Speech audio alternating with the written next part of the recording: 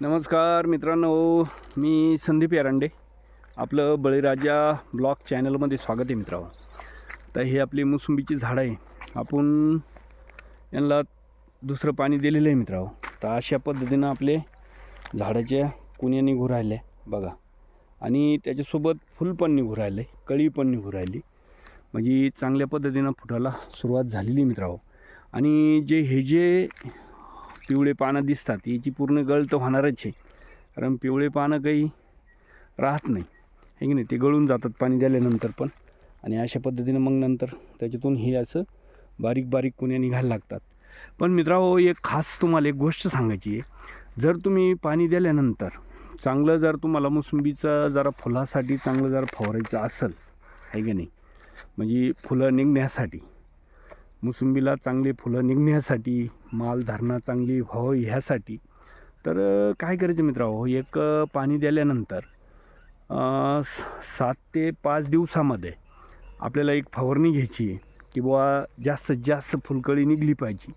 बरं, ती फुलकळी निघल्यानंतर ती गळ पण नाही झाली पाहिजे. आणि त्याच्यासाठी आपल्याला काही गोष्टी फवारणीद्वारे घ्यायच्या आहे.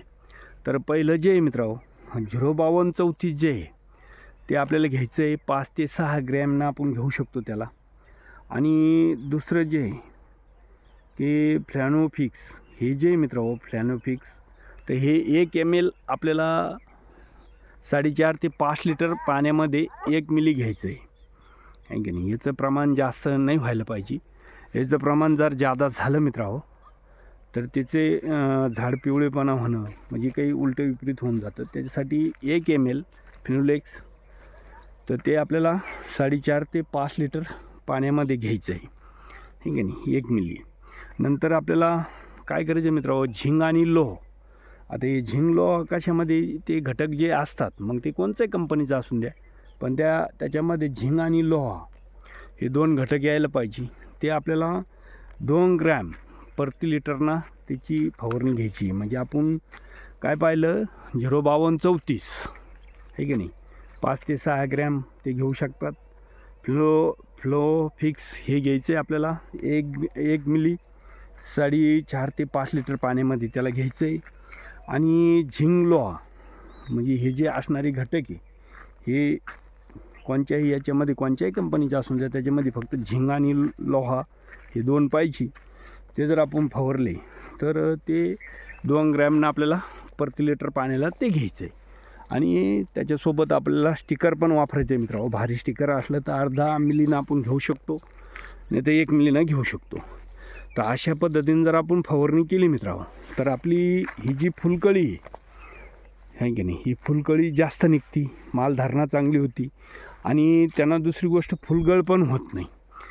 ही एक गोष्ट आहे की नाही. तर ह्या गोष्टी आपण आवर्जून करायच्या. आणि दुसरं काय मित्रांनो, आता आपण पाणी दिलं आहे, तर पाणी दिल्यानंतर काय होतं आहे की आपलं हे निघतं आहे असं कुण्या निघायला लागतात. पण वातावरण दूषित आहे की नाही. हे बघा, वातावरण एकदम ढगमय आहे, ढगाळ वातावरण आहे. याच्यामुळं काय होतं की मावा पडण्याचा संभव असतो आहे की नाही. मावा जर पडला तर ही कुणी पण जवळजवळ निघत नाही, म्हणजे दाबल्या जातो, मावा हिला दाबितो, त्याच्यामुळं त्याच्यातून फुलकळी निघत नाही. त्याच्यामुळं आपल्याला माव्यासाठी पण एक फवारणी घ्यायची आहे. तर माव्यासाठी आपण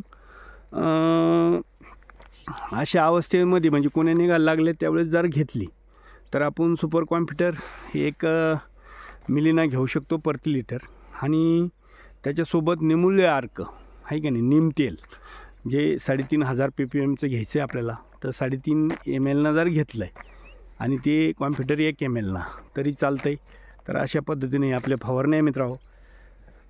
चला, मोसंबीची अजून जर तुम्हाला माहिती लागत असेल आहे की नाही, वारंवार जर तुम्हाला फवारण्या काही माहिती लागत असेल, तर आपल्या बळीराजा ब्लॉग चॅनलला सबस्क्रायबर करा आहे की नाही. आणि जास्तीत जास्त व्हिडिओ शेअर करा मित्रांनो, लाईक करा, शेअर करा, सबस्क्रायबर करा. चला, जय जवान, जय किसान, जय महाराष्ट्र.